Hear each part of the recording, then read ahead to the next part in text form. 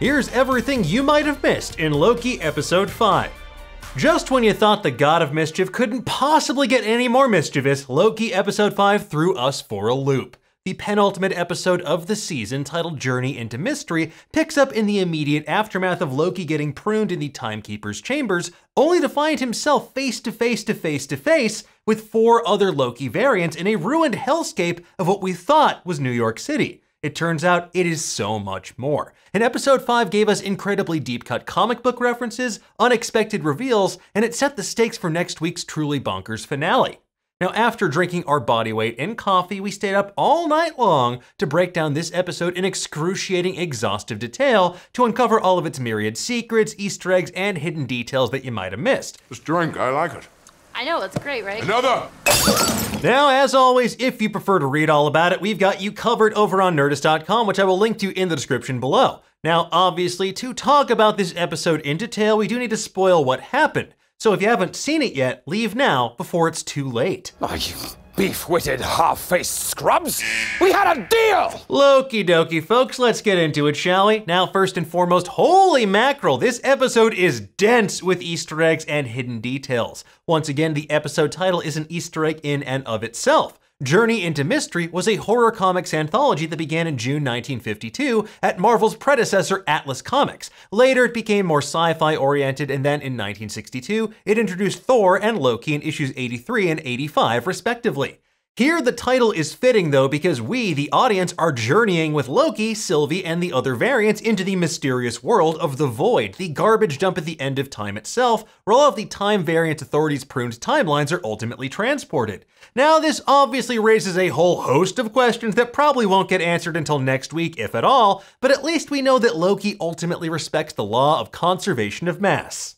The episode begins on a trippy note, flying through the TVA and inverting the camera angle in disorienting ways. We see the sacred timeline monitor with more place names like Zimbabwe, Vormir, and Oak Island, Nova Scotia, which is where Captain Kidd allegedly hid his pirate treasure. Now, one shot fades into another as we move from the chrono monitors, watching the sacred timeline, to the golden elevator leading to the Timekeepers' inner sanctum complete with one of their animatronic heads on the floor, to the foggy nightmare realm called the Void that Loki wakes up in at the end of episode 4. We soar past an intact version of the Lighthouse of Alexandria, one of the 7 wonders of the ancient world, which was pruned from existence in real life by several earthquakes. And from there, we fly through the ruins of the city where we spot Avengers Tower with the Kang Enterprises logo. Now, that's the company that Tony Stark sold Avengers Tower to in Avengers Ultron Forever #1. However, in all new, all different Avengers #6, we learn that Kang's CEO, Mr. Griffin, not only reprogrammed the Vision for his own fell purposes, but he's secretly a version of Kang the Conqueror trapped in the 21st century. I mean, think about it. Kang, Kang, Kang, Kang. It's right there! Don't worry though, because like all good Kangs, he's ultimately sucked into a temporal paradox. Eventually, we arrive at a gaggle of Lokis, catching our variant L1130 up to speed on what exactly is going on here. As mentioned last week, we have Richard E. Grant as classic Loki, rocking his costume straight out of Journey into Mystery number 85, Giobia Opare as the Asian of Asgard-inspired boastful Loki, rocking his version of Mjolnir, Jack Veal as Kid Loki from Thor 617, and Gator Dunn as the newly minted Loki Gator, which is not his real name, but he's my favorite character. Hang on. You're telling me that thing's a Loki too? Oh, yes. They're standing next to a bust that reads Callum Ross, which is a subtle reference to one of Loki's editors. Loki is apparently in a place known as the Void, and that massive murder cloud behind him is a creature known as Alligator. Created by Mark Gruenwald and Mike Gustovich, Alligator first appeared in 1993's Avengers the Terminatrix objective, and Alligator is a massive, matter-destroying temporal cloud that Ravonna Renslayer accidentally released while trying to expand Kang the Conqueror's empire of Chronopolis. And needless to say, it's incredibly powerful, and bad news bears for our heroes. Now, back at the TVA, Sylvie finally has Ravonna cornered, and she learns the truth of what really happens when the TVA prunes a branch reality. Basically, the branch timeline isn't reset. It's transferred. To where? A void at the end of time. Ravonna pleads ignorance as to who's really at the top of this TVA pyramid, but considering that she knows what really happens to pruned matter, this feels like a load of hogwash if you ask me. Anyway, back in the Void, we see the rotting hulk of a pirate ship, maybe Captain Kidd's perhaps, and what appears to be a standard issue UFO. The Loki variants walk past the Hydra parasite aircraft that Red Skull escapes in from Captain America the First Avenger, and then we see amid a sea of giant stone heads that look like the ones from Sakaar and Thor Ragnarok, and a bunch of weird little blue birds, Loki freaking out at the utter lack of exposition, at least if you ask him. Will someone please explain to me what the hell is going on? We learn that all of these Loki variants were arrested and pruned by the TVA, that Alligator devours a lot of the garbage dumped here, and no one has ever managed to escape even by causing a Nexus event. Okay, fine, willing to accept that. And speaking of which, we learn that Kid Loki's Nexus event was killing Thor, so maybe Loki's snake stabbing prank from Thor Ragnarok went a little awry in Kid Loki's world? Who knows? It was indeed hilarious. Anyway, there's no time to dwell on this because in the very next shot we see a giant Yellow Jacket helmet which may or may not belong to an alternate reality Darren Cross from Ant-Man. Now, there is another Kang connection here in the comics because in Avengers Forever #7, Hank Pym as Yellow Jacket betrays the Avengers to Immortus, who is another version of Kang, as well as to the Timekeepers before he ultimately decides to help his friends. Now, next up is the single greatest Easter egg in Marvel history, the Thanos Copter. Now, this certified comic book legend first appeared in 1979 Spidey Super Stories number 39. It was used by Thanos to try and steal the Cosmic Cube from Hellcat. Anyway, our band of brokies walks past this chopper and a massive black and yellow rocket to take shelter in their secret bowling alley base. As the camera pans down, we see amid the sea of cafeteria trays in the soil, Thor's hammer Mjolnir and a jar labeled T365 containing the frog version of Thor. T365 is a reference to Thor 365, a story called Guess Who's Coming to Dinner, or It's Not Easy Being Green. And in this story, Thor is transformed into a frog by Loki. Now, this is technically a different character than Throg, who is a college football player named Simon Walterson, a malapropism of longtime Thor writer Walt Simonson, who was turned into a frog by a witch, renamed Puddlegulp by other frogs in Central Park, and then imbued with the power of Thor himself when he picked up a sliver of Mjolnir. You know, that old classic comic book explanation for this. As Loki surveys the hideout, we get a glimpse of its craziness, including a throne amid bowling pins and candy canes, these strange vines, Chekhov's popcorn machine, and a Polybius arcade cabinet, which is a reference to one of the greatest urban legends of our time. Named for the Greek philosopher Polybius, it was an arcade game that was supposedly part of a government psyop in Portland, Oregon circa 1981, designed to induce addictive psychoactive effects in anyone who played it. Meanwhile, back at the TVA, Sylvie has a theory of her own. Much like she hid from the TVA during apocalypses, whoever's really behind all of this is probably hiding in the void at the end of time. Miss Minutes buys Ravonna Renslayer valuable time to summon a bunch of guards by spinning a yarn about something called the Void spacecraft. It's a spaceship designed to withstand the temporal void, which feels like an oblique reference to the Raft, a ship that Reed Richards designed in 2015 Secret Wars to do the exact same thing. Unfortunately for Sylvie, Ravonna and Miss Minutes are filthy liars, but then to escape and test her theory to find the man behind the proverbial curtain, Sylvie prunes herself. It's a move that genuinely shocks and horrifies the rest of the TVA. Interestingly enough though, when Sylvie prunes herself, she brings Judge Renslayer's Tempad along with her. Meanwhile, back at Loki HQ, our good mischief boys are gripping and sipping on some exceptional Pinot Noir from Roxy Wine, which is presumably the finest box wine at all of Roxcart. But don't worry though, because Kid Loki is drinking a carton of High-C Ecto Cooler instead. We see Gator Loki glurping down that sweet adult grape juice in a kiddie pool next to a copy of the 1930 book, The Mystery and Lore of Monsters, with accounts of some giants, dwarfs, and prodigies by Charles John Samuel Thompson. After that, boastful Loki lives up to his name and ultimately winds up in a fight with Gator Loki.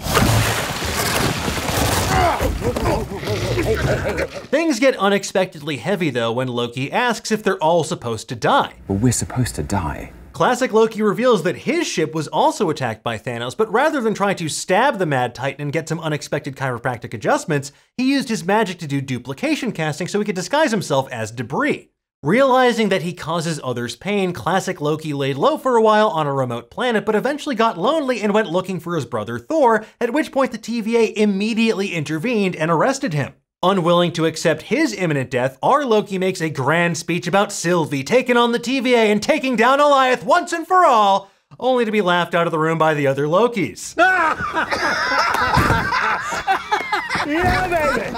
Yeah! Things then go from bad to worse for our Loki when he opens the hideout hatch to find himself face to face with an army of Loki lackeys led by President Loki from the 2016 Vote Loki miniseries. Creators Chris Hastings and Langdon Foss are thanked in the credits, along with cover artist Valerio Schiti and Tom King, who apparently had the original idea for said story, according to Hastings in an interview with Comic Book Resources. And while these do look like Fallout New Vegas NPCs doing Loki cosplay, they are actually Loki variants, especially because the one wearing sunglasses on the right is identical to one of the pruned variants that Mobius showed us back in episode 2. Moving on, Sylvie wakes up inside a weird bird nest inside of a school bus, which is summarily devoured by Alliath. Sylvie then accidentally makes contact with one of Alliath's smoky tendrils and uses her enchantment magic to get a glimpse of what appears to be a strange gothic mansion on this floating asteroid in a mysterious multicolored space, which looks an awful lot like the Quantum Realm, and gee, I wonder who would hang out there. Gang watch. So could this potentially be Chronopolis, Kang the Conqueror's domain outside the normal flow of time which we glimpsed ever so briefly in Ant-Man and the Wasp? Well, only time will tell. I've seen others out there theorizing this is Doctor Doom's castle, but as much as I want to see 2015's Secret Wars in the MCU, I don't buy it, it's too early. We don't even have a Doctor Doom cast yet. And when we zoom in even further on the door, it appears to be that strange fractured temple that was teased in earlier Loki trailers. And speaking of strange, the tower of said castle mansion is glowing with a yellowish light that we usually associate with the Sorcerer Supreme. So who knows, maybe a variant Doctor Strange. Anyway, Sylvie keeps on booking it only to get saved in the nick of time by Mobius doing his best Lightning McQueen impersonation. He's ka-chowing as fast as he can in a Skinny's pizza delivery car, which features the license plate GRNW1D, or Gruenwald, a subtle nod to his visual inspiration, Marvel writer and editor Mark Gruenwald. There's a small Wrightville theater marquee in the corner, which we saw mentioned previously on a timeline monitor at the TVA, and it has what appears to be the words Oswald and Marina. Now, this could be an apocryphal story about Oswald the Lucky Rabbit finding a boat, but it could also be referencing JFK assassin Lee Harvey Oswald and his wife Marina, both of whom do canonically exist in the Marvel Universe. Now, during their daring escape, we see a pyramid and a sphinx, probably pruned from a timeline where ancient aliens actually did build them instead of actual people, or maybe they're from Rama Tut's rule. I mean, come on, you know Rama Tut, he's the ancient Egyptian pharaoh version of Nathaniel Richards, aka Kang the Conqueror. Kang watch. We then return to Loki HQ, where all hell breaks loose as we learn that boastful Loki betrayed the other Lokis to President Loki, who in turn is betrayed by his Loki lackeys. And here President Loki mentions that he prefers snakes to wolves, which is perhaps a reference to his Thor Ragnarok prank and having battled Hela and Fenris, the giant Asgardian wolf, in that movie. Now, speaking of Thor, much like how the God of Thunder's hand gets chopped off in Thor the Dark World, President Loki's hand gets bitten off by Gator Loki, then rammed into that popcorn machine. During the free-for-alky that ensues, classic Loki uses his duplication casting to help Loki, Kid Loki, Gator Loki, and himself escape. And honestly, it's a pretty bleak scene outside as our Lokis lament their station in life. We're broken. Every version of us. In the background, they walk past the wreckage of a building that kind of looks like it's either from Sakaar or maybe even Atlantis with what appears to be seaweed all over it. Thankfully, Loki manages to convince his fellow Lokis to take a chance on themselves and take down Alliath once and for all. Meanwhile, Sylvie and Mobius share some real talk in the car and hatch a similar plan while a Quinjet or the aerial hunter killer from Terminator 2 or another mysterious VTOL aircraft falls out of the sky in the background. Honestly, it's hard to keep up. After that, our Loki gang comes upon a ridge and they're greeted by a massive warship, the USS Eldridge, falling out of thin air. This Cannon-class destroyer escort was a real ship used during World War II, but this variant is likely one where it actually was part of the Philadelphia experiment, a rumored procedure where they turned the ship invisible, teleported it to New York, then to another dimension where they met aliens, then through time where a couple sailors wound up getting fused to the ship's hull. It's honestly super messy and a great Wikipedia hole to fall down into. Sadly, here though, the Eldridge just serves as bait for Alliath. When the sailors are annihilated, they scream similarly to the sound effect used for people being pruned, which is to say, it's utterly horrifying.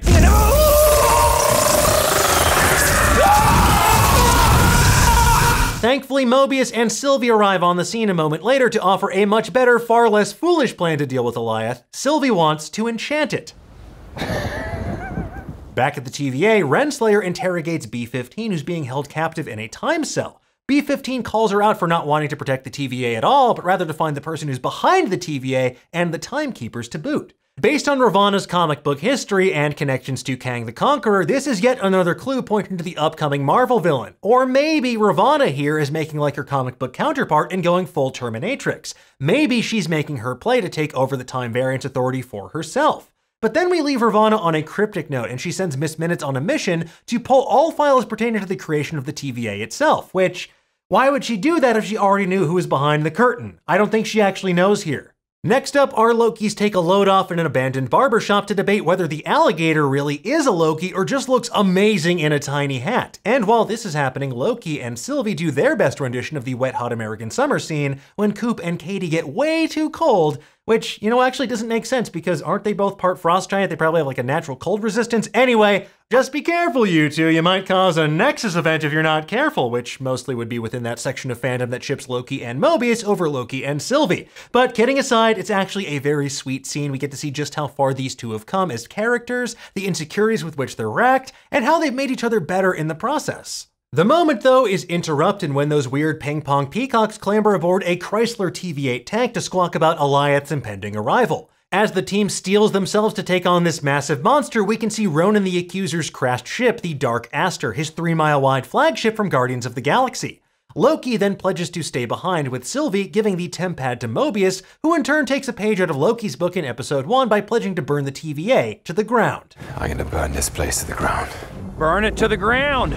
Kid Loki gives Loki a golden sword like the kind he wields in Agent of Asgard. Loki and Mobius share a well-deserved hug, and then it's game time for our heroes. As Alliath sweeps forward, we see the head of a massive statue of the Living Tribunal, the three-faced cosmic being that first appeared in 1967's Strange Tales 157. The Living Tribunal maintains balance in the multiverse and was also invoked by name way back in Doctor Strange. Baron Mordo wields the staff of the Living Tribunal to train Doctor Strange. It's that long staff that turns into like a 3-section staff or chain whip made of pure energy. Behind classic Loki and in the upcoming shots, we can see the ruins of a S.H.I.E.L.D. helicarrier as well, potentially with a Hydra logo on it too. Anyway, without a branch timeline in sight to attract Alliath, it's up to Loki to create a distraction in flaming sword form. But unfortunately, Alliath isn't buying it, and he's about to chomp Sylvie to death when classic Loki shows up and reveals just how powerful he is. He conjures a massive, full-scale illusion of Asgard from thin air that's serving some major Wizard of Oz realness. His gambit buys Loki and Sylvie just enough time, and his glorious purpose fulfilled, he dies laughing.